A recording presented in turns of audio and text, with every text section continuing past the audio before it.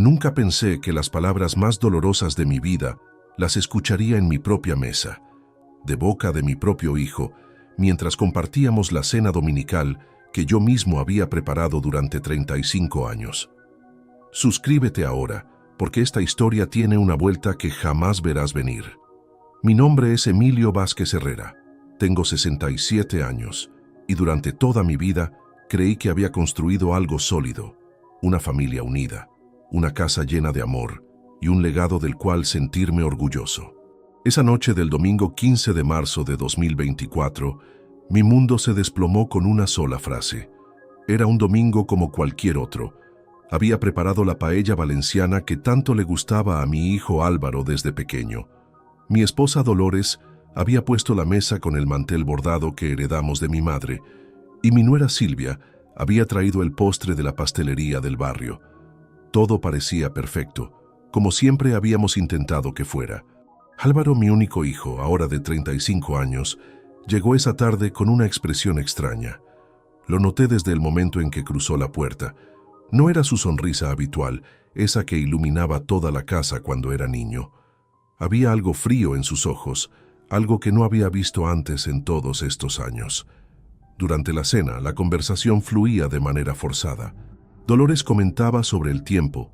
Silvia hablaba de su trabajo en la inmobiliaria, pero Álvaro permanecía callado, moviendo la comida en su plato sin apenas probarla. Yo intentaba mantener el ambiente alegre, como siempre había hecho, contando anécdotas de la semana, preguntando por sus planes. Fue cuando estaba sirviendo el segundo plato que sucedió.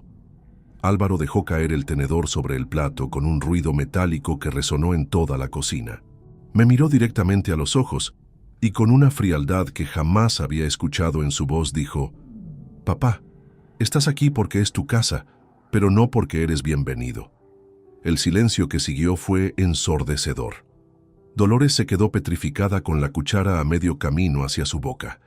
Silvia bajó la mirada hacia su plato, y yo sentí como si me hubieran clavado un puñal en el pecho. «¿Qué has dicho?», logré murmurar pensando que había escuchado mal, que mis oídos de 67 años me habían jugado una mala pasada. «Lo que has oído», respondió Álvaro sin pestañear. «Esta casa técnicamente es tuya, sí, pero eso no significa que tu presencia sea deseada aquí». Intenté procesar esas palabras.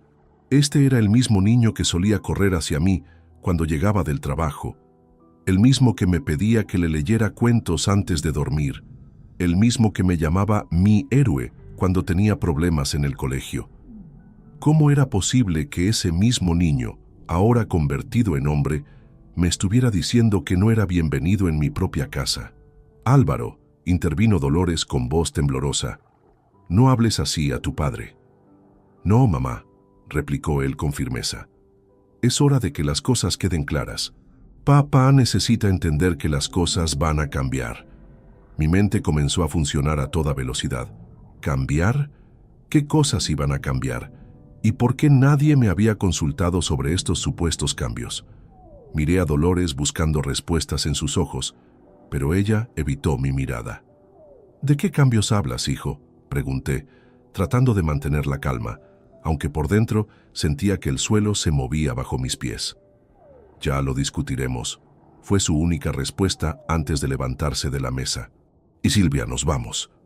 Y así, sin más explicaciones, mi hijo y mi nuera recogieron sus cosas y se marcharon, dejándome sentado en mi cocina con un plato de paella que ya no podía tragar y 1000 preguntas que no tenían respuesta.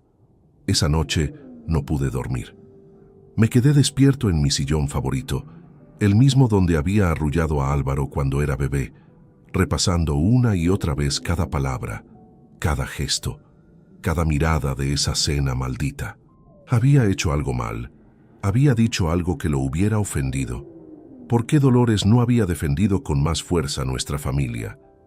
Pero mientras las horas pasaban y el amanecer se acercaba, algo en mi interior comenzó a cambiar. La tristeza inicial dio paso a una sensación diferente, la necesidad de entender qué estaba pasando realmente. Había construido una empresa desde cero, había navegado crisis económicas, había tomado decisiones difíciles durante décadas. No iba a quedarme sentado lamentándome sin buscar respuestas. A las 6 de la mañana del lunes 16 de marzo, tomé la decisión que cambiaría todo. Iba a descubrir qué se escondía detrás de esas palabras tan crueles. Mi hijo había mencionado que las cosas iban a cambiar, y yo necesitaba saber exactamente qué significaba eso. Mientras preparaba el café matutino, mi mente ya estaba formulando un plan. Si había aprendido algo en mis 67 años de vida, era que las respuestas no llegaban solas. Había que salir a buscarlas. El lunes por la mañana, después de una noche en vela, decidí enfrentar a Dolores directamente. No podía seguir viviendo con la incertidumbre de lo que había presenciado la noche anterior. Mi esposa de 42 años de matrimonio tenía que darme explicaciones. La encontré en la cocina preparando el desayuno, como si nada hubiera ocurrido. Llevaba puesta esa bata azul que tanto me gustaba, la misma que usaba cuando éramos jóvenes recién casados. Pero ahora, observándola con detenimiento, noté algo diferente en sus movimientos. Había una tensión en sus hombros, una rigidez que no era natural en ella. «Dolores», dije con voz firme, «necesitamos hablar». Ella no levantó la vista de la cafetera. «¿Sobre qué, Emilio?» «Sobre lo que pasó anoche, sobre lo que dijo nuestro hijo, y sobre por qué tú no parecías sorprendida». Fue entonces cuando se detuvo. Sus manos temblaron ligeramente mientras dejaba la taza sobre la encimera. Después de unos segundos que se sintieron eternos, se giró hacia mí con los ojos llenos de lágrimas. «Sabía que este momento llegaría», murmuró. «¿Qué momento, Dolores? ¿De qué estás hablando?» Se sentó en la silla frente a mí, la misma donde había alimentado a Álvaro cuando era pequeño, donde habíamos compartido miles de desayunos felices. Pero ahora, esa silla parecía estar a kilómetros de distancia. «Emilio, Álvaro vino a verme hace 3 semanas. Estaba muy alterado, hablando de planes, de futuro, de cosas que yo no quería escuchar. Mi corazón comenzó a latir más rápido.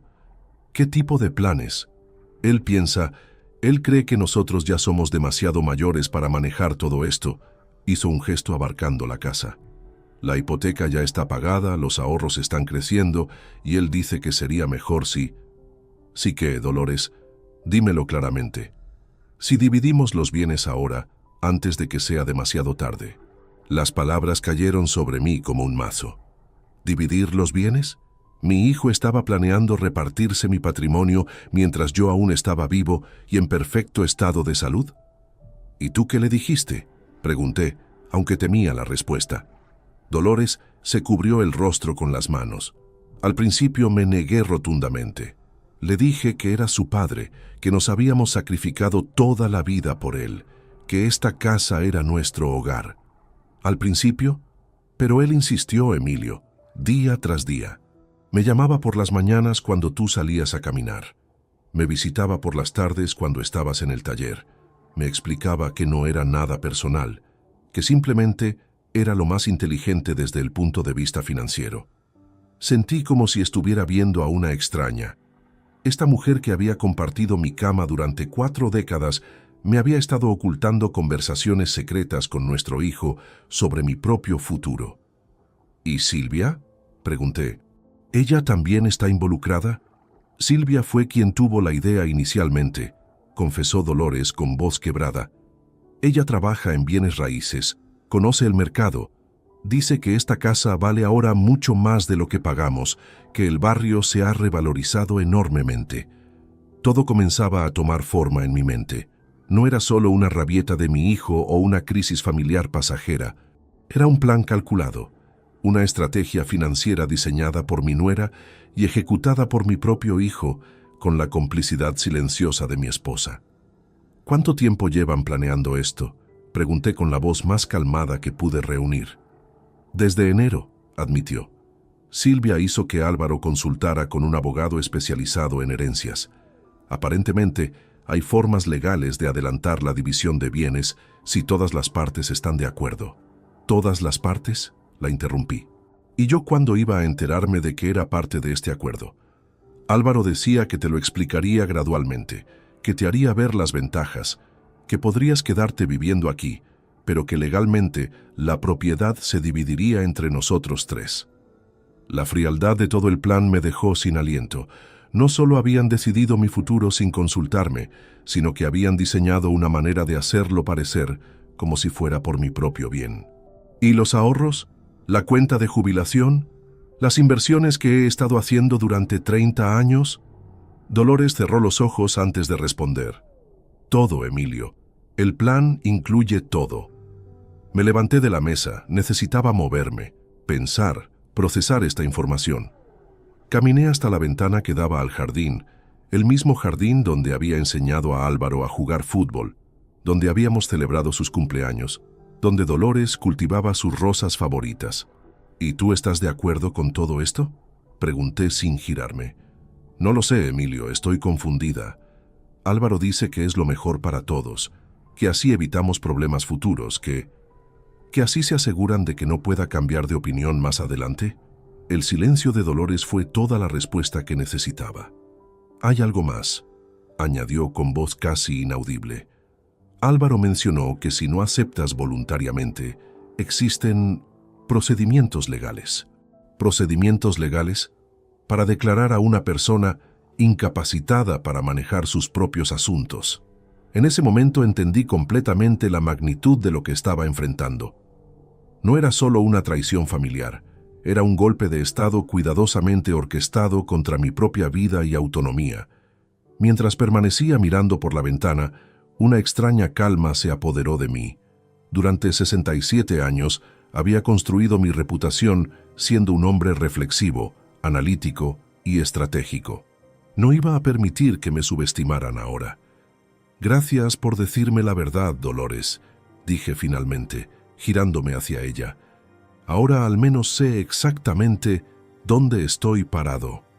Esa tarde, mientras Dolores lloraba en el dormitorio, yo me senté en mi escritorio y comencé a hacer una lista de todo lo que necesitaba saber. Si mi familia quería jugar con estrategias legales y financieras, descubrirían pronto que habían subestimado gravemente a su oponente. Los siguientes días fueron los más productivos de mi vida en términos de recopilación de información. Durante 40 años trabajando en el sector textil, había aprendido que los detalles son fundamentales, y ahora esa experiencia se convertiría en mi mejor arma. Comencé por revisar todos los documentos financieros que guardaba en mi escritorio, estados de cuenta bancarios, pólizas de seguros, escrituras de propiedades, certificados de inversión. Todo estaba meticulosamente organizado en carpetas que había mantenido actualizadas durante décadas. Pero ahora los examinaba con ojos diferentes, buscando cualquier movimiento sospechoso. Fue el miércoles 18 de marzo cuando hice el primer descubrimiento alarmante. En el extracto bancario de febrero aparecían 2 consultas que yo no había autorizado. Alguien había solicitado información sobre mi cuenta corriente y mi cuenta de ahorros. Las fechas coincidían exactamente con lo que Dolores me había confesado sobre las visitas secretas de Álvaro. Llamé inmediatamente al banco. Después de identificarme con el gerente, Joaquín Fernández, quien me conocía desde hacía 15 años, pude confirmar mis sospechas. Don Emilio, me explicó Joaquín con cierta incomodidad. Su hijo se presentó aquí con un poder notarial firmado por usted. Necesitaba información para, supuestamente, ayudarle con la declaración de impuestos. ¿Un poder notarial firmado por mí?, pregunté sintiendo cómo la sangre se me helaba. Sí, señor. Verificamos la firma con nuestra base de datos y coincidía perfectamente. Colgué el teléfono con una certeza terrible.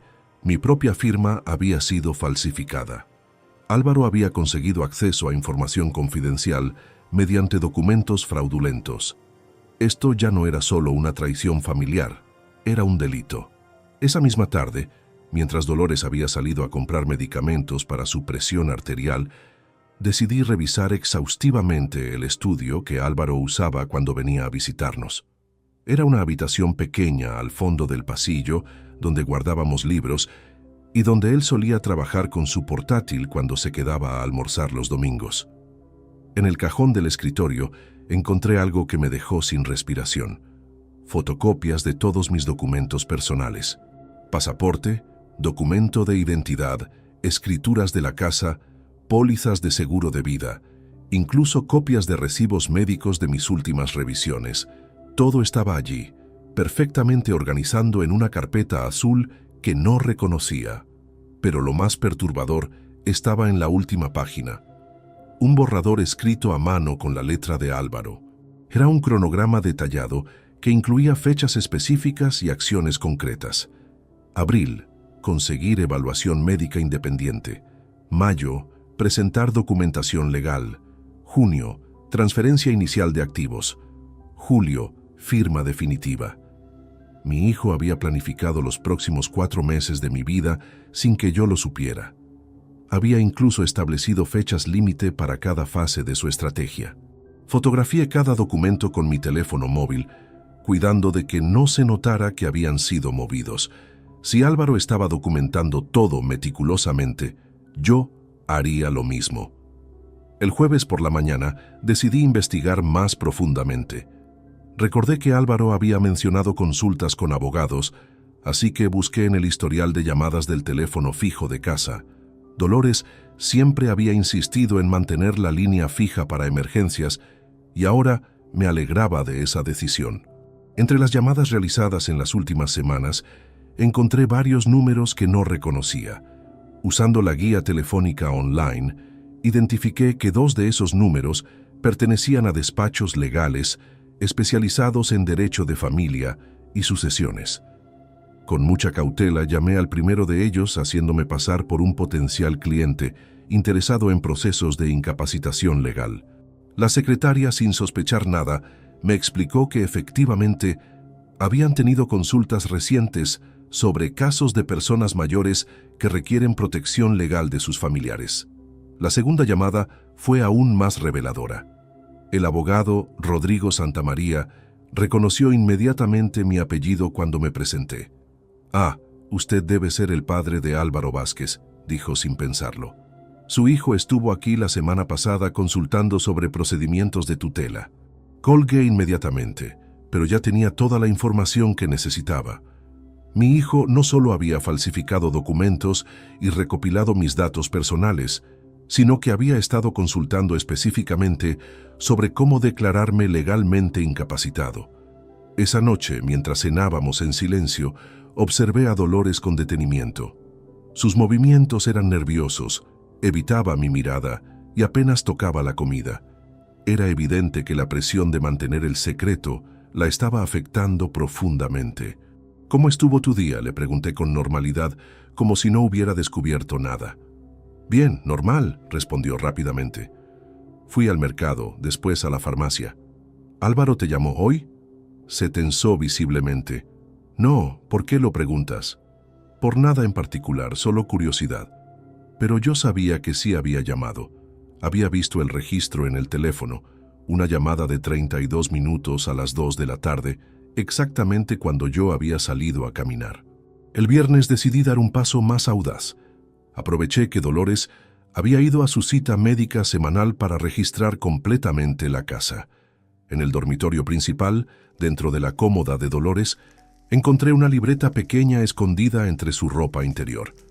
Las anotaciones estaban escritas en su puño y letra y documentaban conversaciones telefónicas con Álvaro durante las últimas 5 semanas. Había fechas específicas, resúmenes de cada llamada y, lo más impactante, listas de mis rutinas diarias, mis horarios de salida y llegada, mis citas médicas, incluso mis estados de ánimo. Mi propia esposa había estado espiándome y reportando mis actividades a nuestro hijo como si fuera una agente encubierta. En la última entrada, fechada el día anterior, leí algo que me heló la sangre. Álvaro dice que ya tiene todo preparado. La próxima semana hablará con papá directamente. Si se niega, procederán con el plan B. Dice que no hay vuelta atrás. Cerré la libreta y la dejé exactamente donde la había encontrado. Ahora tenía evidencia física de toda la conspiración. Documentos falsificados, consultas legales secretas, espionaje doméstico y un cronograma específico de acciones futuras. Mientras regresaba a mi escritorio, una extraña sensación de claridad me invadió. Durante toda mi vida había enfrentado desafíos profesionales complejos. Había navegado crisis económicas, Había tomado decisiones difíciles bajo presión, pero nunca había enfrentado nada que requiriera tanto de mi capacidad estratégica como esto. Mi familia había cometido un error fundamental. Habían asumido que era un anciano indefenso y previsible. Estaban a punto de descubrir lo equivocados que estaban. Esa tarde comencé a redactar mi propio plan de acción. Si ellos tenían un cronograma, yo tendría uno mejor. Si ellos habían consultado abogados, yo consultaría mejores. Si ellos pensaban que podían manipularme usando mi amor familiar contra mí, aprenderían que la experiencia de décadas en el mundo empresarial me había enseñado a separar los sentimientos de la estrategia cuando era necesario. La guerra había comenzado, pero ellos aún no lo sabían. El sábado 21 de marzo decidí ampliar mi investigación más allá de los confines de mi hogar. Si esta conspiración era tan elaborada como parecía, necesitaba entender hasta dónde llegaban sus tentáculos y quiénes más podrían estar involucrados. Mi primera parada fue el despacho de mi contador, Fernando Castillo, quien había manejado mis finanzas personales durante los últimos 12 años. Fernando era un hombre meticuloso y discreto, cualidades que siempre había valorado, pero ahora necesitaba saber si esa discreción había sido comprometida. «Fernando», le dije directamente cuando nos sentamos en su oficina, «necesito que me digas con total honestidad si alguien de mi familia ha estado haciendo consultas sobre mis asuntos financieros». Su expresión cambió inmediatamente. La incomodidad en su rostro me confirmó que mis sospechas estaban justificadas. «Don Emilio», comenzó nerviosamente, «su nuera Silvia vino a verme hace 3 semanas. Dijo que usted la había enviado para obtener un resumen de su situación patrimonial». «¿Y qué le dijiste?» «Al principio me negué, por supuesto, pero ella insistió en que usted había firmado una autorización. Incluso tenía una copia de su documento de identidad y conocía detalles específicos sobre sus inversiones que solo usted podría saber». El estómago se me revolvió. Silvia había usado la información que Álvaro había recopilado de mis documentos para convencer a mi propio contador de que actuaba con mi consentimiento. «¿Qué información le proporcionaste exactamente?» Fernando se aflojó la corbata, visiblemente incómodo. Le entregué un resumen completo de sus activos, las 2 propiedades, las cuentas bancarias, el plan de pensiones, las acciones de la antigua empresa. «¿Todo? ¿Todo?», pregunté sintiendo cómo la traición se profundizaba. «Sí, señor». También le expliqué sobre la estructura de sus inversiones y le proporcioné las valoraciones actualizadas de cada activo. Me quedé en silencio durante unos momentos, procesando la magnitud de lo que acababa de escuchar. Silvia no solo tenía acceso a información general sobre mi patrimonio, sino que conocía cada detalle de mi situación financiera con precisión exacta. Mencionó para qué necesitaba esa información. Dijo que estaban planificando una sorpresa para su cumpleaños, algo relacionado con una reorganización de sus inversiones para optimizar los impuestos. Una reorganización de mis inversiones. La ironía era casi cómica. Mi propio dinero estaba siendo usado para financiar el plan que pretendía arrebatármelo. Después de salir del despacho de Fernando, decidí visitar a mi médico de cabecera, el doctor Patricio Mendoza, quien me había atendido durante los últimos 8 años. Si el plan de Álvaro incluía una evaluación médica independiente, necesitaba saber si ya habían dado pasos en esa dirección. «Doctor Mendoza», le dije durante lo que aparentaba ser una consulta rutinaria, ¿ha recibido alguna llamada de mi familia solicitando información sobre mi estado de salud? Su reacción fue inmediata y preocupante. Efectivamente, su hijo llamó la semana pasada preguntando sobre su capacidad cognitiva y su estado general de salud. ¿Y qué le dijiste? Le expliqué que no podía proporcionar información médica sin su autorización explícita, por supuesto. Pero insistió mucho, diciendo que estaba preocupado por algunos episodios de confusión que usted habría tenido recientemente. ¿Episodios de confusión?, repetí, incrédulo. Sí, mencionó que últimamente usted había estado olvidando conversaciones importantes, repitiendo las mismas preguntas y mostrando signos de desorientación temporal. La audacia de Álvaro me dejó sin palabras. No solo estaba recopilando información médica sobre mí, sino que estaba fabricando síntomas inexistentes para construir un caso de deterioro cognitivo. Doctor, usted me ha examinado hace apenas un mes. ¿Observó algún signo de deterioro cognitivo en mí? Absolutamente ninguno, don Emilio. Sus funciones cognitivas están perfectamente normales para su edad. De hecho, su agilidad mental es superior a la de muchos pacientes 20 años más jóvenes. ¿Le dijo eso a mi hijo? Se lo expliqué claramente, pero él insistió en que quizás debería derivarlo a un especialista en geriatría para una evaluación más profunda. Ahora entendía completamente la estrategia. Álvaro estaba construyendo sistemáticamente un expediente que justificara una declaración de incapacidad. Había falsificado documentos, recopilado información financiera detallada, consultado a abogados especializados y ahora estaba intentando establecer un historial médico ficticio. Esa tarde, decidí hacer una visita sorpresa a la inmobiliaria donde trabajaba Silvia. Necesitaba evaluar personalmente a la verdadera arquitecta de este plan. La oficina de Propiedades Morales y Asociados estaba ubicada en el centro de la ciudad, en un edificio moderno que reflejaba el éxito del negocio inmobiliario local. Cuando llegué, la recepcionista me informó que Silvia estaba atendiendo a un cliente, pero que podía esperarla. Mientras aguardaba, escuché fragmentos de su conversación a través de la puerta de vidrio de su oficina. Estaba hablando por teléfono, y aunque no podía distinguir todas las palabras, sí pude captar algunas frases que me helaron la sangre. El proceso está más avanzado de lo que pensábamos. La valoración de la propiedad principal es excelente. Deberíamos acelerar el cronograma. Cuando finalmente salió a recibirme, su expresión de sorpresa confirmó que mi visita no era esperada ni deseada. «Emilio», dijo con una sonrisa forzada, «qué sorpresa verte por aquí». «Silvia, necesito hablar contigo sobre algo importante». La llevé a un café cercano, donde decidí poner a prueba hasta dónde llegaba su duplicidad. Durante 20 minutos, mantuve una conversación aparentemente casual sobre el mercado inmobiliario, los precios de las propiedades en nuestro barrio y las tendencias de inversión. Silvia respondía con entusiasmo profesional, proporcionando detalles específicos sobre valoraciones y oportunidades de mercado.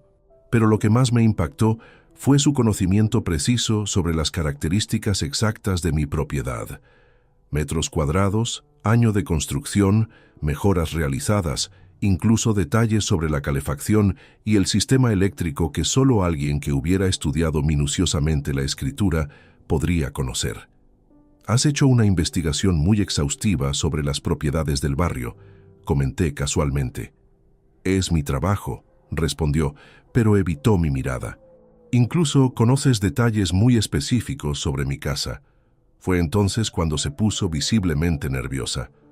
«Bueno, es una de las propiedades más emblemáticas de la zona. Es natural que la haya estudiado». «¿Estudiado para qué exactamente?». El silencio que siguió fue más elocuente que cualquier confesión. Silvia se disculpó rápidamente, alegando una cita urgente, y se marchó del café dejándome con la certeza absoluta de que ella era efectivamente la mente maestra detrás de toda la operación. Esa noche, de regreso en casa, me senté en mi escritorio y elaboré un mapa mental de toda la conspiración. Era mucho más amplia y sofisticada de lo que había imaginado inicialmente. Álvaro era el ejecutor emocional, usando su relación filial para manipular la situación. Silvia era la estratega financiera, aportando conocimiento técnico y contactos profesionales. Dolores era la informante interna, proporcionando acceso y vigilancia constante, y habían logrado infiltrarse en mi círculo de confianza profesional, comprometiendo tanto a mi contador como intentando manipular a mi médico. Pero habían cometido un error crucial. Habían subestimado completamente mi capacidad de detectar, analizar y responder a su estrategia. Durante 40 años de experiencia empresarial, había enfrentado competidores despiadados, socios desleales y crisis complejas. Esta situación, aunque personalmente dolorosa, no era diferente en términos estratégicos. Mientras organizaba toda la evidencia que había recopilado durante la semana, una sensación de determinación fría se apoderó de mí. Ya no era solo cuestión de defender mi patrimonio o mi autonomía. Era cuestión de enseñar una lección fundamental sobre las consecuencias de traicionar la confianza de alguien que había dedicado su vida entera a proteger y proveer para su familia. El lunes comenzaría la fase 2 de mi investigación: identificar aliados y preparar mi contraofensiva. El lunes 23 de marzo, decidí que había llegado el momento de transformar mi papel de víctima silenciosa en el de estratega activo. Durante el fin de semana, había analizado minuciosamente toda la información recopilada y ahora necesitaba profesionales de confianza que me ayudaran a proteger lo que había construido durante décadas. Mi primera llamada fue a Sebastián Morales, un abogado especializado en derecho patrimonial que había conocido años atrás durante una conferencia sobre planificación financiera para jubilados. Sebastián tenía reputación de ser discreto, eficiente y absolutamente leal a sus clientes. «Don Emilio», me saludó cuando llegué a su despacho esa mañana. «Es un placer verle después de tanto tiempo. ¿En qué puedo ayudarle?». Le expliqué la situación completa sin omitir ningún detalle. Mostré las fotografías de los documentos que había encontrado, le conté sobre las consultas secretas de Álvaro con otros abogados y le detallé el cronograma que habían establecido sin mi conocimiento. Sebastián escuchó atentamente, tomando notas meticulosas. Su expresión se volvía más seria con cada revelación.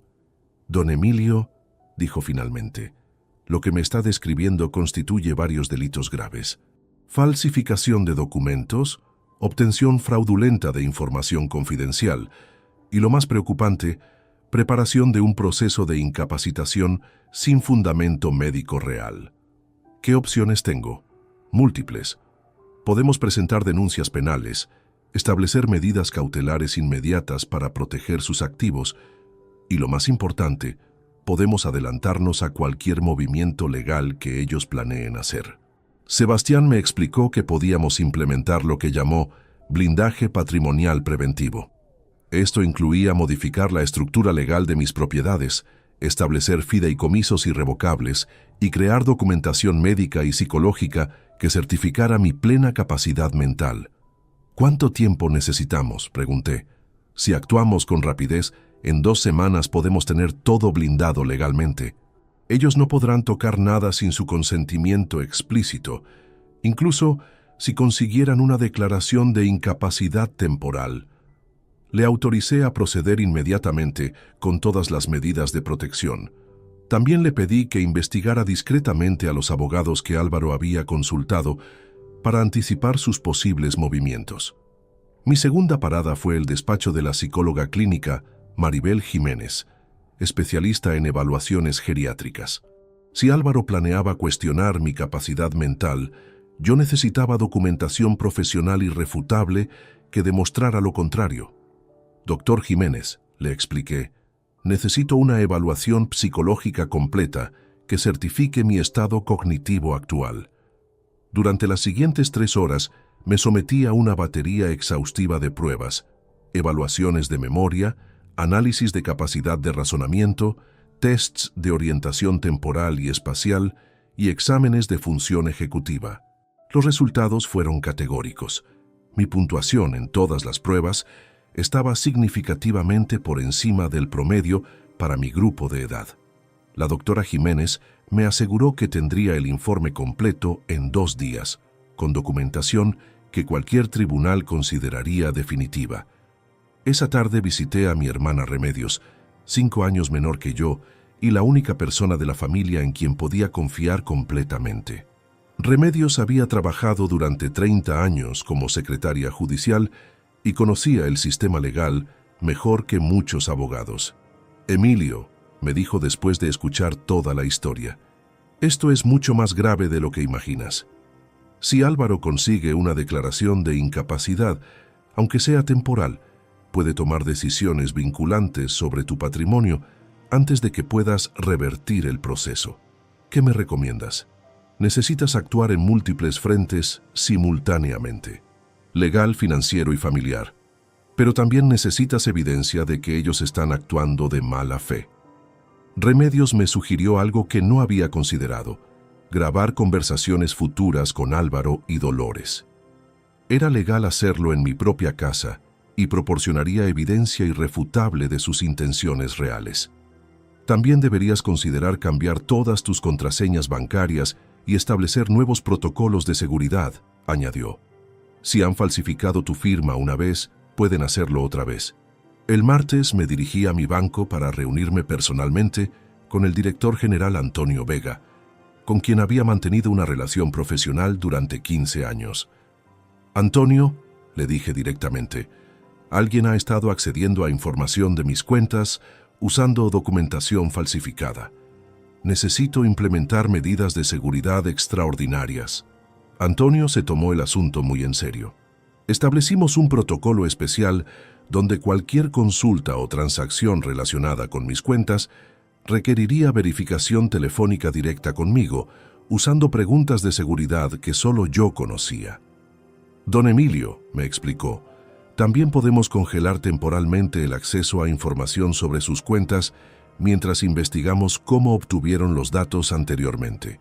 Además, me sugirió abrir una nueva cuenta corriente en otra sucursal, transferir allí la mayoría de mis ahorros líquidos y mantener solo fondos mínimos en las cuentas originales.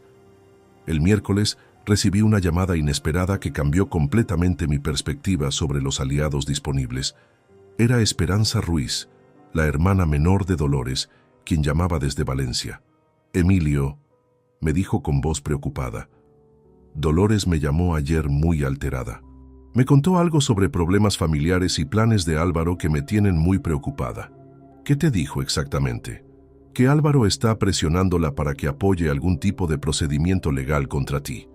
Ella está muy confundida y asustada, pero siente que no puede contradecir a su propio hijo. Esta información me resultó reveladora. Dolores no era una conspiradora entusiasta, sino una víctima de la manipulación emocional de Álvaro. Esto me daba una nueva perspectiva sobre cómo abordar la situación con mi esposa. Esperanza, ¿estarías dispuesta a hablar con Dolores sobre esto? Por supuesto. De hecho, estoy planeando visitarlos la próxima semana. Podría ayudar a que Dolores vea la situación desde otra perspectiva. El jueves, completé el último elemento de mi estrategia defensiva. Contraté los servicios de un investigador privado, Gabriel Herrero, especializado en casos de fraude familiar. Don Emilio, me explicó Gabriel, podemos investigar todas las actividades recientes de su hijo y su nuera, llamadas telefónicas, consultas legales, movimientos financieros personales, incluso sus comunicaciones digitales, si es necesario. Le autoricé a proceder con una investigación discreta pero exhaustiva. Necesitaba saber exactamente qué otros movimientos habían hecho y si tenían cómplices adicionales que yo no hubiera identificado. Esa noche, mientras revisaba todos los documentos y contratos que había firmado durante la semana, me di cuenta de que había logrado algo fundamental.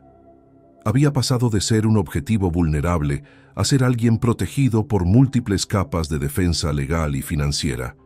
Sebastián había comenzado los trámites de blindaje patrimonial. La doctora Jiménez había certificado mi perfecta capacidad mental. Antonio había asegurado mis recursos financieros. Remedios me proporcionaba asesoría legal práctica. Esperanza se convertiría en mi aliada para abordar a Dolores. Y Gabriel estaba investigando a mis adversarios. Pero lo más importante era que había recuperado algo que había perdido durante esas semanas de confusión y dolor: el control absoluto de la situación. Ya no estaba reaccionando a los movimientos de otros, sino anticipándome a ellos y estableciendo mis propias reglas del juego. El viernes por la noche, mientras Dolores dormía inquietamente a mi lado, yo permanecí despierto planificando los próximos pasos. Álvaro había mencionado en su cronograma que abril sería el mes de la evaluación médica independiente. Pero cuando llegara ese momento, él se encontraría con que yo ya tenía documentación médica irrefutable, protección legal completa y evidencia sólida de todas sus actividades fraudulentas. La fase defensiva de mi estrategia estaba completa. Ahora era momento de pasar a la ofensiva. El lunes 30 de marzo, recibí noticias que cambiarían completamente el equilibrio de fuerzas en esta batalla silenciosa. Gabriel Herrero, mi investigador privado, había descubierto información que superaba mis peores expectativas. Don Emilio, me dijo cuando nos reunimos en su oficina, necesita sentarse para escuchar esto. Gabriel desplegó sobre su escritorio una serie de fotografías, extractos bancarios y transcripciones telefónicas que habían obtenido mediante métodos completamente legales. Su nuera Silvia ha estado organizando esta operación durante más tiempo del que imaginábamos. Encontramos evidencia de que comenzó a investigar su patrimonio hace más de 6 meses, mucho antes de que su hijo estuviera involucrado. Me mostró capturas de pantalla de búsquedas online que Silvia había realizado sobre procedimientos de tutela para personas mayores y derechos hereditarios anticipados. Las fechas se remontaban a septiembre del año anterior. Pero lo más importante, continuó Gabriel, es que descubrimos que Silvia tiene deudas significativas que había ocultado a su esposo. ¿Qué tipo de deudas? Invirtió fuertemente en un proyecto inmobiliario que fracasó completamente. Debe más de 150.000 euros a varios inversores privados. Los pagos vencieron en enero y los acreedores están presionando agresivamente. Todo encajaba perfectamente. Silvia no estaba motivada por preocupación familiar o planificación financiera inteligente. Estaba desesperada por saldar deudas que habían puesto su propia solvencia en peligro. ¿Álvaro sabe sobre estas deudas?, pregunté. Aparentemente no.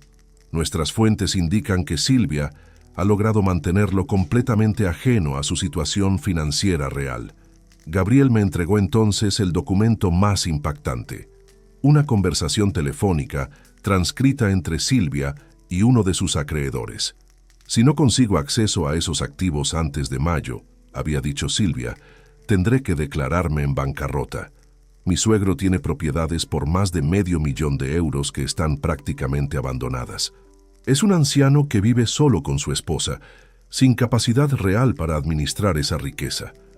Leer esas palabras fue como recibir un puñetazo en el estómago. Silvia había convertido mi familia, mi hogar y mi patrimonio en una simple transacción comercial para resolver sus propios errores financieros. Hay más, añadió Gabriel. Álvaro tampoco está en la situación económica que aparenta. Su negocio de consultoría ha estado perdiendo clientes durante el último año. Sus ingresos han disminuido casi un 40%. La imagen completa comenzaba a formar en mi mente. No se trataba de un plan cuidadosamente meditado para mi bienestar, sino de una operación desesperada de 2 personas con problemas financieros graves que habían decidido usar mi patrimonio como solución a sus crisis personales. Esa tarde, cuando regresé a casa, encontré una sorpresa inesperada. Mi cuñada Esperanza había llegado desde Valencia, tal como había prometido. Estaba sentada en la cocina conversando con Dolores y la tensión entre ambas era palpable. Emilio, me saludó Esperanza con evidente preocupación. Necesitamos hablar los 3 juntos sobre lo que está pasando en esta familia. Durante las siguientes 2 horas, Esperanza ejerció sobre Dolores la presión que yo no había podido aplicar. Como hermana menor pero más decidida, logró que Dolores confesara detalles que a mí me había ocultado. Álvaro me dijo que si no colaboraba, él y Silvia se mudarían lejos y yo nunca volvería a ver a mis nietos, admitió Dolores entre lágrimas. ¿Qué nietos?, preguntó Esperanza bruscamente.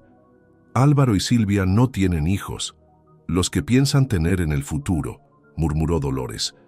Álvaro dijo que querían formar una familia, pero que necesitaban estabilidad económica primero.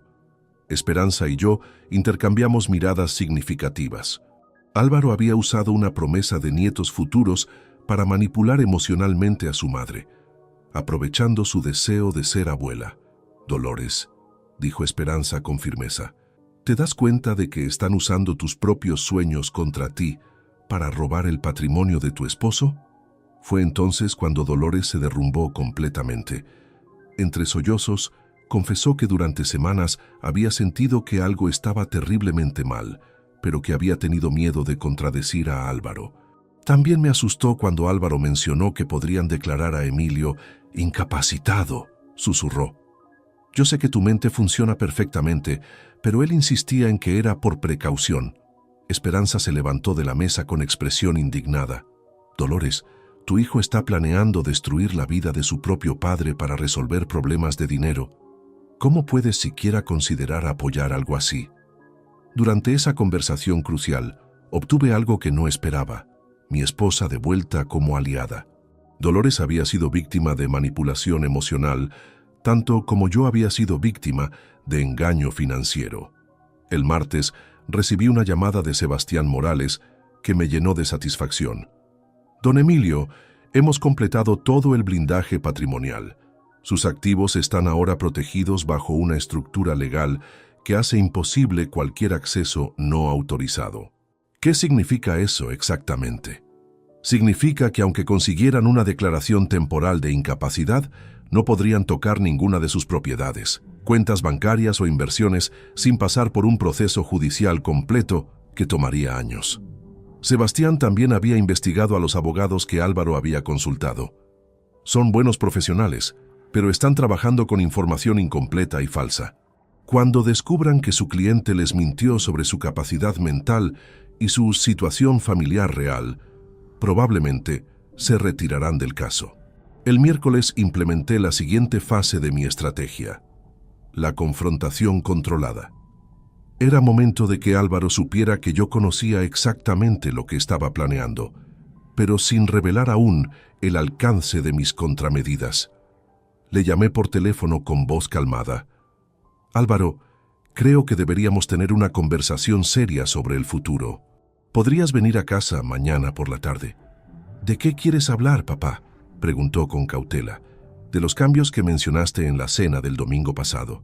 Creo que es hora de que me expliques exactamente qué tienes en mente. Pude percibir su nerviosismo a través del teléfono. Está bien, iré mañana alrededor de las 6. Esa noche, con Dolores y Esperanza como testigos, instalé discretamente un sistema de grabación en la sala de estar. Todo lo que Álvaro dijera quedaría registrado como evidencia adicional. El jueves por la tarde, mientras esperaba la llegada de mi hijo, repasé mentalmente todos los elementos que tenía a mi favor: protección legal completa, evidencia de sus actividades fraudulentas, certificación de mi capacidad mental, aliados familiares recuperados, información sobre las deudas secretas de Silvia, y ahora la capacidad de documentar cualquier nueva mentira o amenaza. Cuando Álvaro llegó a las 6 en punto, traía consigo una carpeta de documentos y una expresión de determinación que no me pasó desapercibida. Venía preparado para una conversación que creía controlar completamente. Se sentó frente a mí en el mismo sofá donde años atrás le había enseñado a leer, donde habíamos visto películas juntos los domingos, donde habíamos celebrado sus éxitos académicos. Pero ahora esa misma sala se había convertido en un campo de batalla donde se decidiría el futuro de nuestra relación y de mi autonomía. Papá, comenzó con voz seria, he estado pensando mucho sobre nuestra situación familiar y financiera. Creo que ha llegado el momento de hacer algunos ajustes importantes. Te escucho, respondí con la misma calma que había usado durante décadas en negociaciones empresariales complejas. Lo que Álvaro no sabía era que cada palabra que estaba a punto de pronunciar sería utilizada posteriormente como evidencia en su contra. Había subestimado completamente a su adversario y estaba a punto de descubrir el costo real de esa subestimación. Papá, continuó Álvaro desplegando los documentos que había traído, Silvia y yo hemos estado estudiando tu situación patrimonial en detalle. Creemos que hay oportunidades importantes de optimización que deberías considerar seriamente. Lo observé con atención mientras organizaba los papeles sobre la mesa del café. Su lenguaje corporal revelaba nerviosismo, pero también una confianza artificial que me resultaba preocupante. En primer lugar, dijo señalando un documento, esta casa representa un activo improductivo. Está valorada en más de 400.000 euros, pero no genera ningún rendimiento. Esta casa es mi hogar, Álvaro. Aquí creciste tú, aquí vive tu madre. Exactamente por eso tiene sentido económico transferir la propiedad ahora, mientras todos estamos de acuerdo. Podrías mantener el usufructo vitalicio, pero la nuda propiedad pasaría a mi nombre. Eso nos permitiría optimizar los impuestos de sucesión futuros. La frialdad con la que describía el plan de apropiarse de mi casa me resultó desconcertante, pero mantuve la compostura. Necesitaba que siguiera hablando para obtener toda la confesión grabada. ¿Y mis otras inversiones? Ahí es donde la situación se vuelve más compleja, respondió adoptando un tono aparentemente técnico. Tienes demasiada diversificación para alguien de tu edad. Deberías consolidar todo en instrumentos más conservadores y de fácil administración. Me mostró entonces una propuesta detallada donde mis acciones, bonos y depósitos a plazo serían liquidados y transferidos a una cuenta mancomunada que él administraría en mi beneficio. Álvaro, dije con voz deliberadamente confusa, esto suena muy complicado para mi comprensión. ¿Podrías explicármelo de manera más simple? Vi cómo sus ojos se iluminaron, creyendo que finalmente había encontrado la vulnerabilidad que buscaba. Por eso es tan importante que me dejes ayudarte, papá. Estas decisiones financieras son demasiado complejas para alguien que no está familiarizado con los mercados actuales. ¿Estás sugiriendo que ya no tengo capacidad para manejar mis propios asuntos? No es una cuestión de capacidad, respondió rápidamente. Es una cuestión de eficiencia. Yo tengo formación en finanzas, Silvia entiende el mercado inmobiliario. Podemos maximizar el valor de tu patrimonio de maneras que tú solo no podrías. Era exactamente la confesión que necesitaba. Álvaro había admitido implícitamente que su plan era tomar control total de mis finanzas bajo el pretexto de mi supuesta incompetencia. ¿Y si yo me opongo a estos cambios? La pregunta cambió completamente la dinámica de la conversación. Álvaro se tensó visiblemente y guardó silencio durante unos segundos que fueron eternos. Papá, esperamos que no sea necesario llegar a medidas más formales. ¿Qué tipo de medidas formales? Existe la posibilidad legal de establecer una tutela cuando una persona mayor no está en condiciones de tomar decisiones financieras racionales por sí misma. Ahí estaba. La amenaza directa que había estado esperando. Álvaro acababa de confesar con la grabadora funcionando que si yo no entregaba voluntariamente mi patrimonio, procederían a declararme legalmente incapacitado. ¿Has consultado con abogados sobre eso? Pregunté manteniendo mi tono de anciano preocupado. He obtenido asesoramiento preliminar, sí. El proceso no es complicado cuando hay evidencia clara de deterioro en la capacidad de juicio. ¿Qué evidencia? Álvaro abrió otra carpeta y me mostró documentos que me dejaron sin aliento. Había fotografías de mi casa tomadas desde la calle, mostrando pequeños desórdenes en el jardín. Había copias de recibos médicos donde había subrayado mis visitas por cuestiones menores de salud. Incluso había una lista manuscrita de comportamientos preocupantes que incluía cosas como repetición de conversaciones y olvidos frecuentes. Como puedes ver, dijo con una seguridad que me resultó escalofriante, hemos documentado varios indicadores que podrían preocupar a un evaluador médico independiente. ¿Hemos? Silvia me ha ayudado con la documentación. Su experiencia profesional ha sido invaluable para presentar la información de manera coherente. En ese momento, entendí completamente la sofisticación del plan. No solo habían decidido robar mi patrimonio, sino que habían construido meticulosamente un expediente falso para justificar legalmente su acción. Álvaro, dije adoptando una voz más trémula de lo habitual, todo esto me resulta muy abrumador. ¿Podría pensarlo durante unos días? Por supuesto, papá, pero es importante que no demores mucho la decisión.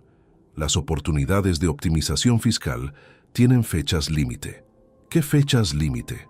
Idealmente, deberíamos tener todo formalizado antes del final de abril. Eso nos daría tiempo suficiente para completar las transferencias antes del cierre del ejercicio fiscal. April. Exactamente la fecha que había visto en su cronograma secreto. Álvaro acababa de confirmar que tenían un calendario específico para completar la apropiación de mi patrimonio. ¿Y si durante estos días de reflexión decidiera consultar con mis propios asesores? La pregunta lo puso visiblemente nervioso. Papá, creo que sería contraproducente involucrar a más personas en decisiones familiares íntimas. Además, ya hemos hecho toda la investigación necesaria. Pero seguramente no te opondrías a que verificara algunos detalles con mi banco. El problema, respondió con cautela evidente, es que tu banco podría no entender completamente el contexto familiar de estas decisiones. Podrían crear confusión innecesaria. Era la confirmación final que necesitaba. Álvaro no solo temía que consultara con profesionales independientes, sino que específicamente quería evitar que el banco verificara la información que habían usado para obtener datos sobre mis cuentas. Entiendo, dije con resignación aparente. Supongo que confiaré en tu criterio, como siempre he hecho. Vi cómo se relajaba inmediatamente. Había interpretado mi respuesta como capitulación, cuando en realidad era la conclusión de una interrogación perfectamente ejecutada. Papá, quiero que sepas que todo esto lo estamos haciendo por tu propio bien. Silvia y yo nos hemos dado cuenta de que necesitas protección, incluso si tú mismo no la percibes. ¿Protección de qué? De ti mismo principalmente. A tu edad, es natural que la capacidad de juicio se vea comprometida gradualmente. Es mejor anticiparse a esos problemas antes de que se vuelvan irreversibles. Esas últimas palabras fueron la joya de toda la grabación. Álvaro había admitido explícitamente que consideraba que yo tenía comprometida mi capacidad de juicio, proporcionando evidencia perfecta de la falsedad de sus motivos. Cuando se marchó esa noche, llevándose sus documentos y sus amenazas veladas, yo me quedé sentado en la sala con una sensación de triunfo absoluto. Había conseguido que confesara completamente sus intenciones reales, había obtenido evidencia grabada de sus amenazas de incapacitación y había confirmado todos los detalles del cronograma que tenían planeado. Pero lo más importante era que Álvaro se marchaba convencido de que había logrado intimidarme y confundirme, cuando en realidad había proporcionado la evidencia final que necesitaba para destruir completamente su plan. Esa noche llamé a Sebastián Morales para informarle sobre la grabación. Don Emilio, esto es oro puro desde el punto de vista legal. Con esta confesión podemos no solo defendernos de cualquier intento de incapacitación, sino también presentar cargos criminales por intento de fraude y coerción. Mientras me preparaba para dormir, reflexioné sobre lo que había logrado en las últimas 3 semanas. Había pasado de ser una víctima potencial a tener control completo de la situación. Mi patrimonio estaba blindado legalmente. Tenía evidencia exhaustiva de todas las actividades fraudulentas de Álvaro y Silvia. Había recuperado a Dolores como aliada, y ahora poseía la confesión grabada que haría imposible cualquier acción legal en mi contra. Pero lo más satisfactorio era que había logrado todo esto sin que mis adversarios sospecharan siquiera que ya no tenían ninguna ventaja. Seguían creyendo que enfrentaban a un anciano confundido y vulnerable, cuando en realidad habían caído en una trampa perfectamente diseñada por alguien con décadas de experiencia en estrategia empresarial. Mañana comenzaría la fase final de mi plan, la destrucción sistemática de todo lo que habían construido contra mí. El viernes 3 de abril decidí que había llegado el momento de pasar de la defensa silenciosa a la ofensiva calculada. Durante 3 semanas había recopilado información, construido protecciones y tendido trampas. Ahora era tiempo de usar todo ese arsenal de manera devastadoramente efectiva. Mi primera acción fue contactar directamente con los acreedores de Silvia. Gabriel Herrero me había proporcionado sus datos de contacto y decidí que merecían conocer la verdadera situación de su deudora. Llamé a Nicolás Romero, el principal acreedor, quien había invertido 80.000 euros en el proyecto inmobiliario fallido de Silvia. Señor Romero, le dije, soy Emilio Vázquez, suegro de Silvia Moreno. Creo que debería saber que mi nuera está intentando acceder fraudulentamente a mi patrimonio para cubrir las deudas que tiene con usted. La conversación que siguió fue reveladora. Nicolás me confirmó que Silvia le había asegurado repetidamente que tendría acceso a recursos familiares significativos antes del 30 de abril, fecha límite que había negociado para el pago. Señor Vázquez, ¿está usted dispuesto a garantizar las deudas de su nuera? Absolutamente no. De hecho, le recomiendo que revise cuidadosamente cualquier documento que ella pueda presentar supuestamente respaldado por mi patrimonio. Es altamente probable que sean falsificaciones. Después de colgar, Supe que había plantado la primera semilla de presión externa que complicaría dramáticamente los planes de Silvia. Sus acreedores comenzarían ahora a investigar más profundamente sus promesas de pago, y cualquier intento de usar documentos fraudulentos sería detectado inmediatamente. Mi segunda acción fue aún más directa. Visité personalmente el despacho del abogado Rodrigo Santamaría, quien había estado asesorando a Álvaro sobre procedimientos de tutela. «Señor Santamaría», le dije al presentarme en su oficina sin cita previa, «soy Emilio Vázquez Herrera, y entiendo que mi hijo ha estado consultando con usted sobre mi supuesta incapacidad mental». La expresión de sorpresa e incomodidad del abogado fue inmediata. «Señor Vázquez, yo no puedo discutir casos de otros clientes». «No necesita discutir nada», le respondí con calma, «solo necesita ver esto». Le entregué el informe completo de la doctora Jiménez, certificando mi perfecta capacidad cognitiva, junto con una copia de la grabación transcrita de mi conversación con Álvaro, donde admitía estar fabricando evidencia falsa. «Señor Santamaría, mi hijo le ha mentido sistemáticamente sobre mi estado mental y mis circunstancias familiares. Le sugiero que revise cuidadosamente cualquier documentación que le haya proporcionado, porque gran parte de ella podría constituir evidencia falsificada». El abogado leyó los documentos con expresión cada vez más grave. «Señor Vázquez, si esto es cierto, existe un problema ético muy serio con la representación que se me ha solicitado. Le aseguro que es completamente cierto, y le anticipo que cualquier procedimiento legal basado en información falsa será contestado vigorosamente con todas las herramientas legales disponibles». Cuando salí de ese despacho, sabía que Álvaro había perdido a su principal asesor legal. Ningún abogado responsable continuaría con un caso sabiendo que su cliente había proporcionado información falsa deliberadamente. El lunes 6 de abril implementé la tercera fase de mi contraataque, la exposición financiera. Contacté directamente con el jefe de Álvaro en la empresa de consultoría donde trabajaba. «Señor Herrera», le dije a Carlos Herrera por teléfono, «soy el padre de Álvaro Vázquez, uno de sus consultores. Necesito informarle sobre una situación que podría afectar la reputación profesional de su empresa». Le expliqué que Álvaro había estado utilizando tiempo laboral para consultar abogados, investigar procedimientos legales y planificar operaciones de transferencia patrimonial fraudulenta. También le mencioné que había estado usando recursos de la oficina para falsificar documentos y realizar actividades que podrían constituir fraude financiero. «Señor Vázquez, estas son acusaciones muy graves. ¿Tiene evidencia de lo que está afirmando?» «Tengo documentación completa de todas sus actividades durante los últimos 3 meses. Estoy dispuesto a proporcionársela si considera necesario investigar el comportamiento de su empleado». Esa conversación logró exactamente lo que pretendía: crear presión profesional adicional sobre Álvaro justo cuando más necesitaba estabilidad laboral para enfrentar los problemas financieros que se avecinaban. El martes recibí una llamada furiosa de Silvia, que confirmó que mi estrategia estaba funcionando perfectamente. «Emilio», me gritó por teléfono, «¿qué le dijiste a Nicolás Romero? Ahora está exigiendo garantías adicionales y amenazando con acciones legales inmediatas».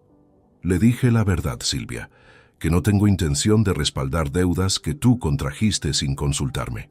Esas no son solo mis deudas, son inversiones familiares que pueden beneficiarnos a todos. ¿Inversiones familiares? ¿Cuándo exactamente me consultaste sobre esas inversiones antes de realizarlas? El silencio que siguió fue revelador. Silvia no tenía respuesta para esa pregunta, porque nunca había considerado necesario involucrarme en decisiones que afectarían mi patrimonio.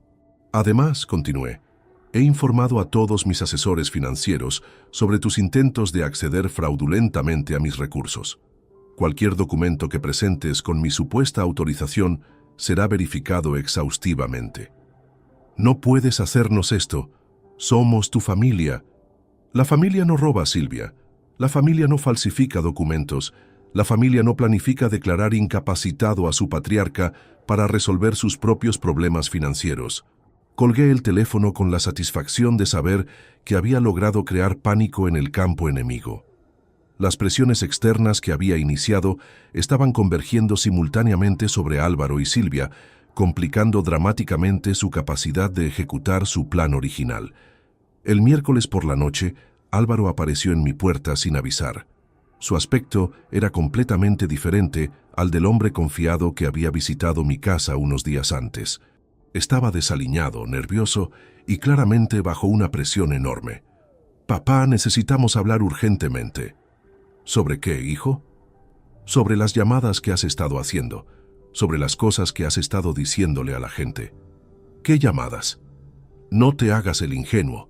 Sabes perfectamente que has estado saboteando nuestros planes». Era fascinante ver cómo la presión había eliminado completamente su fachada de preocupación filial. Ahora hablaba abiertamente de nuestros planes, sin intentar disfrazar sus verdaderas intenciones. «Álvaro, solo he estado verificando información con profesionales que conozco desde hace años». «¿Eso te molesta?» «Por supuesto que me molesta. Estás complicando deliberadamente una situación que podría resolverse de manera simple». «¿Simple para quién?» «Para todos, para la familia, incluido para mí, especialmente para ti. No entiendes que estamos tratando de protegerte de ti mismo». Esa frase fue el momento culminante de toda la confrontación. Álvaro había revelado completamente su verdadera mentalidad.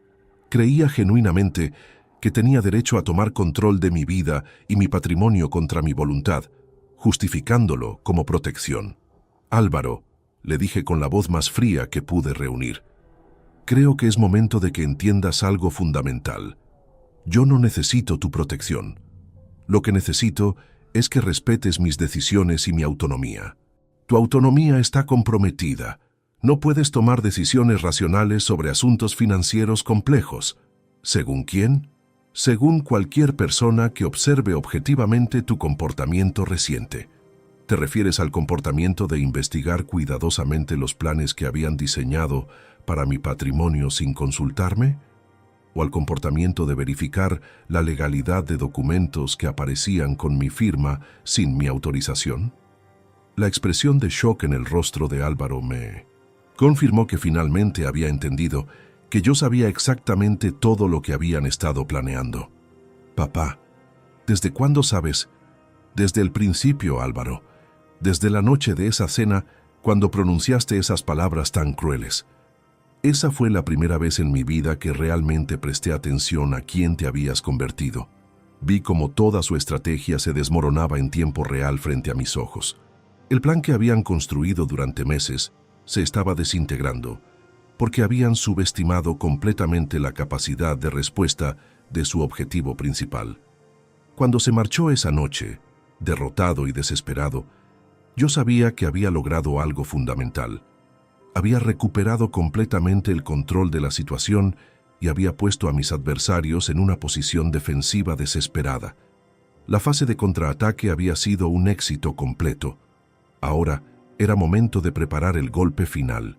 Los días siguientes fueron testigo de una escalada desesperada por parte de Álvaro y Silvia que confirmó completamente lo acertado de mi estrategia. Cuando las personas pierden el control de una situación que creían dominar, cometen errores que revelan su verdadera naturaleza. El jueves 9 de abril, Dolores recibió una llamada que cambiaría definitivamente su perspectiva sobre nuestro hijo. Álvaro la contactó con una propuesta que me dejó sin aliento cuando ella me lo contó. «Emilio», me dijo Dolores temblando, «Álvaro me pidió que firmara un documento declarando que he observado deterioro mental en ti durante los últimos meses». «¿Qué le respondiste?» «Le dije que eso era completamente falso, que tu mente funciona perfectamente». Pero él insistió diciendo que era solo una formalidad para proteger la familia. ¿Una formalidad? Me explicó que si yo no cooperaba, ellos tendrían que buscar métodos alternativos para resolver la situación. Sus palabras exactas fueron: «Mamá, puedes hacer esto por las buenas o por las malas». La amenaza directa hacia su propia madre marcaba un punto de no retorno. Álvaro había cruzado la línea entre manipulación familiar y coerción explícita, demostrando hasta dónde estaba dispuesto a llegar. También me dijo algo que me asustó mucho, continuó Dolores. mencionó que habían investigado casas de cuidado para personas mayores en la región, por si la situación se complicaba. Esas palabras me helaron la sangre.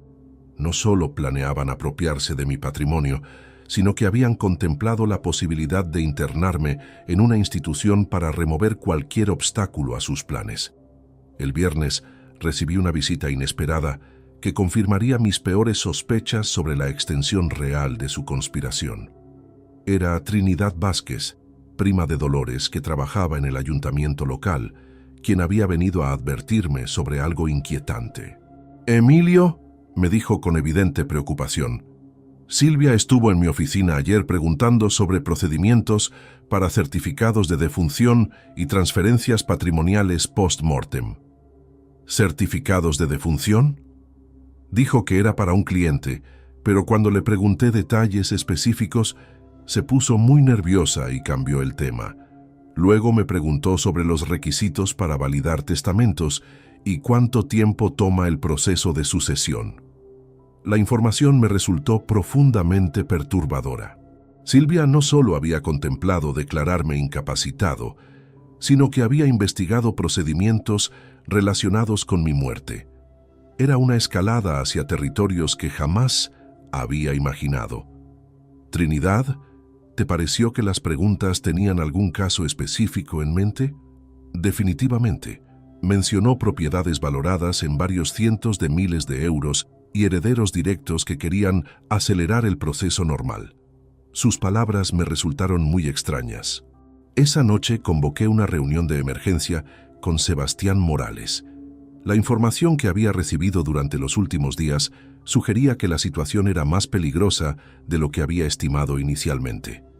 «Don Emilio», me dijo Sebastián después de escuchar todo, «esto ha evolucionado más allá de un simple intento de fraude patrimonial. Estamos hablando de coerción, amenazas familiares y posiblemente conspiración para cometer delitos graves. ¿Qué recomiendas?». «Es momento de involucrar a las autoridades. Tenemos evidencia suficiente para presentar denuncias formales por falsificación de documentos, intento de fraude y coerción familiar.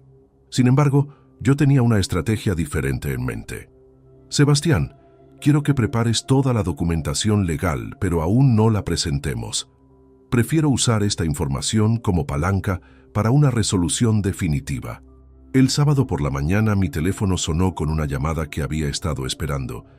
Era Álvaro, y su voz revelaba una desesperación que nunca había escuchado antes. «Papá, necesito que hablemos inmediatamente. Es urgente». «¿Qué tipo de urgencia?». «Los acreedores de Silvia están tomando acciones legales. Han embargado su coche y están amenazando con demandarla por estafa. Dice que tú saboteaste deliberadamente las negociaciones. Yo simplemente les dije la verdad sobre mi disposición a respaldar sus deudas». «Papá, Silvia está desesperada. Ha hablado de opciones que me asustan». «¿Qué opciones?». «No puedo explicártelo por teléfono. Ven a casa, por favor. Silvia dice que si no resolvemos esto hoy, hará algo de lo que todos nos arrepentiremos». La llamada me confirmó que mi estrategia de presión financiera había funcionado exactamente como había planeado. Los acreedores de Silvia estaban ahora ejerciendo presión legal directa, y ella estaba entrando en pánico completo. Esa tarde, cuando llegué a la casa de Álvaro, me encontré con una escena que superó todas mis expectativas. Silvia estaba sentada en el sofá, rodeada de documentos legales, con los ojos hinchados de llorar y una expresión de desesperación absoluta. «Emilio», me dijo sin levantar la vista, «necesito que entiendas que esto no era personal contra ti». «Ah, ¿no?». «Era solo una solución práctica a un problema temporal. El proyecto inmobiliario habría funcionado si no hubiera sido por la crisis del sector. Necesitaba capital a corto plazo para evitar la bancarrota. ¿Y decidiste que mi patrimonio era la solución a tu problema?». «No tenía alternativas. Los bancos rechazaron todos mis préstamos. Los inversionistas privados exigían garantías que no podía proporcionar. ¿Y por eso decidiste falsificar mi firma y conspirar para declararme incapacitado?». El silencio que siguió fue absoluto. Álvaro miraba fijamente el suelo, incapaz de defender lo indefendible. «Silvia», continué, Dime exactamente qué opciones desesperadas has estado considerando. Yo no... Trinidad Vázquez me contó sobre tu visita al ayuntamiento, preguntando sobre certificados de defunción y procesos de sucesión. ¿Quieres explicarme de qué se trataba eso? La expresión de horror que cruzó el rostro de Álvaro me confirmó que él no había estado al tanto de esa investigación particular de su esposa. «¡Silvia!», exclamó Álvaro. «Me dijiste que solo estabas investigando opciones legales normales. Estaba explorando todas las posibilidades», respondió ella defensivamente. «Necesitaba entender completamente el panorama legal». «¿El panorama legal de mi muerte?», pregunté directamente. «No era eso, era solo información general». Pero su incapacidad para sostener la mirada me dijo todo lo que necesitaba saber. Silvia había considerado escenarios que iban mucho más allá de la simple apropiación patrimonial. «Álvaro», le dije a mi hijo, «¿te das cuenta de hasta dónde te ha llevado esta mujer? ¿Entiendes que has participado en una conspiración que podría haber terminado de maneras que ni siquiera quiero imaginar?» Álvaro se cubrió el rostro con las manos. «Papá, yo solo quería... Pensé que estábamos haciendo lo correcto para la familia». «¿Lo correcto? ¿Falsificar documentos es lo correcto? ¿Mentir a abogados es lo correcto? ¿Amenazar a tu propia madre es lo correcto?» «No sabía que había llegado tan lejos», gritó, mirando acusadoramente a Silvia. «Me dijiste que era solo planificación financiera preventiva». «Era preventiva», respondió Silvia. «Preventiva antes de que la situación se volviera irreversible». La discusión entre ellos me reveló algo fundamental. Álvaro había sido manipulado por Silvia tanto como el resto de nosotros. Ella había escalado gradualmente la conspiración, involucrándolo paso a paso sin revelar nunca el alcance completo de sus intenciones. Cuando salí de esa casa esa tarde, llevaba conmigo algo que no había esperado: la certeza de que Álvaro era más víctima que villano en esta historia. Silvia había sido la verdadera arquitecta de toda la operación, usando a mi hijo como instrumento para ejecutar su plan desesperado. Esa noche, mientras reflexionaba sobre todo lo que había presenciado, tomé una decisión crucial sobre cómo manejar la confrontación final que se avecinaba. El domingo 12 de abril recibí la llamada que había estado esperando desde hacía días. Era Álvaro, y su voz sonaba completamente quebrada. «Papá, necesito verte, solo, sin Silvia. Por favor, ¿dónde quieres que nos encontremos?» «En el parque donde me enseñaste a andar en bicicleta, ¿recuerdas?». La referencia a ese lugar cargado de recuerdos de su infancia me indicó que algo fundamental había cambiado en su perspectiva. Accedí a encontrarme con él esa tarde. Cuando llegué al parque, encontré a mi hijo sentado en el mismo banco donde décadas atrás habíamos compartido tardes enteras, mientras él aprendía a dominar su primera bicicleta. Pero el hombre que tenía frente a mí estaba completamente destruido emocionalmente. «Papá», comenzó sin preámbulos, «Silvia me mintió sobre todo». «¿Qué descubriste?». «Anoche, después de que te fueras, tuvimos una discusión terrible. Le exigí que me explicara eso de los certificados de defunción. Al principio lo negó, pero cuando la presioné, se derrumbó completamente». Álvaro se cubrió el rostro con las manos antes de continuar.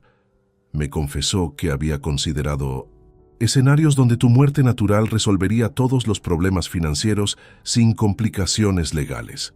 Escuchar esas palabras de boca de mi propio hijo me produjo una mezcla de horror y alivio.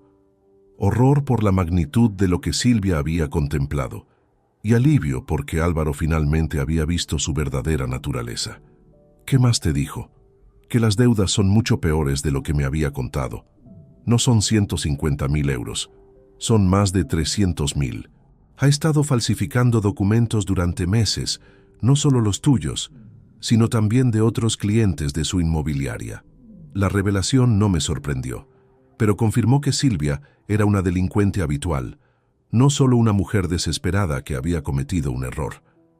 También me confesó que había hablado con un médico corrupto dispuesto a firmar un certificado de deterioro mental sin examinarte realmente. Todo a cambio de 20.000 euros. «¿Y tú sabías de esto?». «No, te juro que no sabía nada de eso». Yo pensé que realmente estábamos tratando de ayudarte con la planificación financiera. Cuando me habló de la tutela, me dijo que era solo por precaución, para evitar problemas futuros. Vi lágrimas reales en los ojos de mi hijo por primera vez desde que era niño. Papá, me di cuenta de que he estado viviendo con una extraña. La mujer con la que me casé no existe. Es una manipuladora profesional que me usó para llegar hasta ti. ¿Cómo te sientes al respecto? Avergonzado, furioso, pero sobre todo aterrorizado de pensar hasta dónde podría haber llegado si tú no hubieras descubierto todo a tiempo. La conversación continuó durante más de 2 horas. Álvaro me contó detalles que ni siquiera Gabriel Herrero había descubierto en su investigación. Silvia había estado robando comisiones de su propia inmobiliaria, había falsificado documentos de otros clientes y había usado información privilegiada para estafar a varios inversionistas. Papá, necesito preguntarte algo y necesito que seas completamente honesto conmigo. Dime, ¿puedes perdonarme algún día por todo lo que he hecho? La pregunta me llegó directo al corazón. Durante semanas había estado furioso con mi hijo, había planeado mi venganza contra él, había disfrutado viéndolo sufrir las consecuencias de sus acciones. Pero sentado allí, viendo a un hombre destruido que se daba cuenta de haber sido manipulado por la persona en quien más confiaba, mi perspectiva cambió completamente. Álvaro, el perdón no es algo que se gana, es algo que se da. Y ya está dado. ¿Cómo puedes decir eso después de todo lo que te he hecho pasar? Porque al final del día, sigues siendo mi hijo, y porque ahora entiendo que la verdadera enemiga nunca fuiste tú. Esa noche, Álvaro me acompañó a casa y le confesó toda la verdad a Dolores. Mi esposa lloró durante horas, no solo por el alivio de saber que su hijo no era el monstruo que había parecido, sino por el dolor de entender cómo habían sido manipulados todos. El lunes por la mañana, Álvaro tomó la decisión más valiente de toda esta pesadilla. Se presentó en la comisaría de policía para denunciar formalmente a Silvia por todos los delitos que había descubierto. Inspector Ramírez, le dijo al oficial que tomó su declaración, necesito denunciar a mi esposa por falsificación de documentos, intento de fraude, apropiación indebida y conspiración para cometer delitos contra mi padre. La denuncia de Álvaro, combinada con toda la evidencia que yo había recopilado durante semanas, creó un expediente criminal abrumador contra Silvia. Pero lo más devastador para ella fue perder a su principal cómplice y testimonio de descargo. Esa misma tarde la policía ejecutó una orden de registro en la casa de Álvaro y en la oficina de Silvia. Lo que encontraron superó todas nuestras expectativas. Archivos completos de múltiples estafas, documentos falsificados, correspondencia con el médico corrupto y planes detallados para defraudar no solo a nuestra familia, sino a varios clientes más. El martes, Silvia fue arrestada en su oficina delante de todos sus colegas. Las acusaciones incluían fraude agravado, falsificación de documentos públicos, apropiación indebida y conspiración criminal. La fiscalía estimó que las penas podrían sumar hasta 15 años de prisión.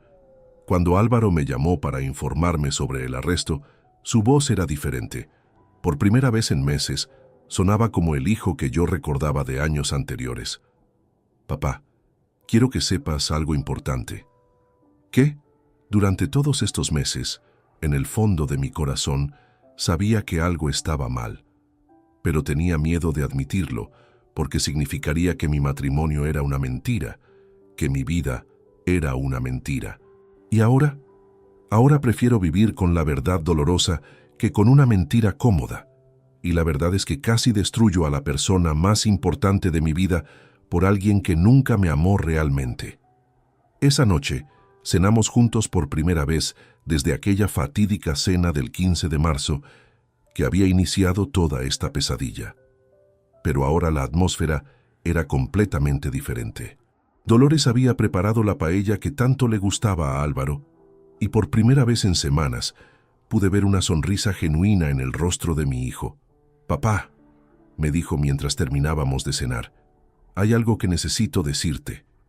«Te escucho». Durante todas estas semanas, mientras pensaba que te estaba protegiendo, en realidad tú eras el que nos estaba protegiendo a todos.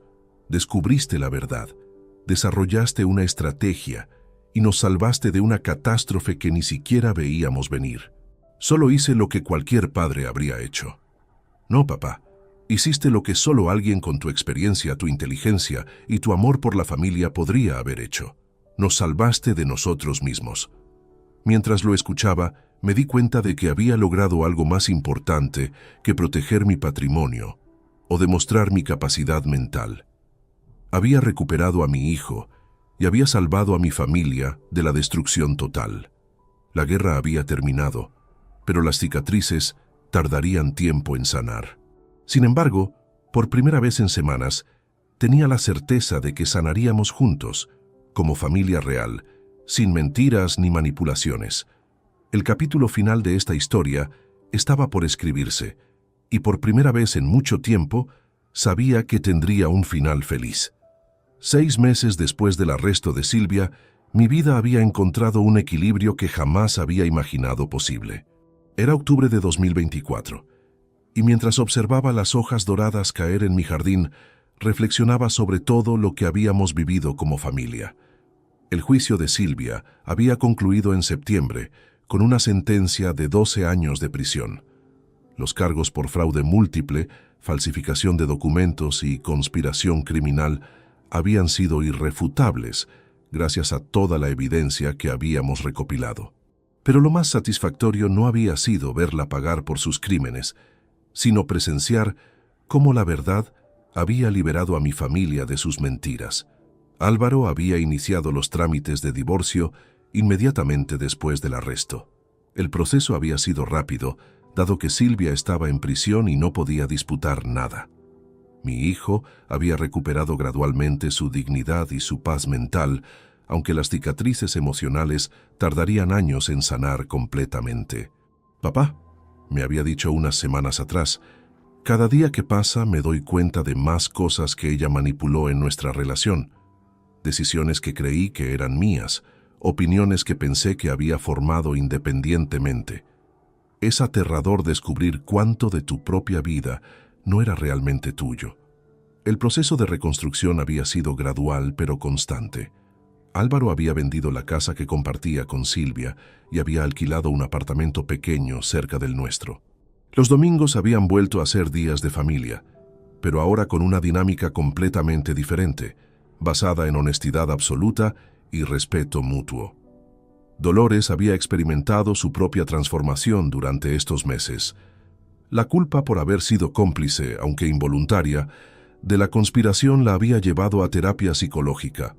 Con ayuda profesional, había aprendido a reconocer las técnicas de manipulación que habían usado contra ella y había desarrollado una nueva fortaleza emocional. «Emilio», me había confesado una noche mientras paseábamos por el jardín, «durante 40 años de matrimonio pensé que te conocía completamente, pero estos últimos meses me mostraron aspectos de tu carácter que nunca había visto. La manera en que manejaste toda esa crisis fue extraordinaria. Solo hice lo que tenía que hacer para proteger a nuestra familia. No, hiciste mucho más que eso. Mantuviste la calma cuando yo estaba histérica. Pensaste estratégicamente cuando nosotros estábamos reaccionando emocionalmente. Y lo más importante, nunca perdiste la compasión por Álvaro, incluso cuando creías que él era tu enemigo. La relación con mi hermana Remedios se había fortalecido enormemente.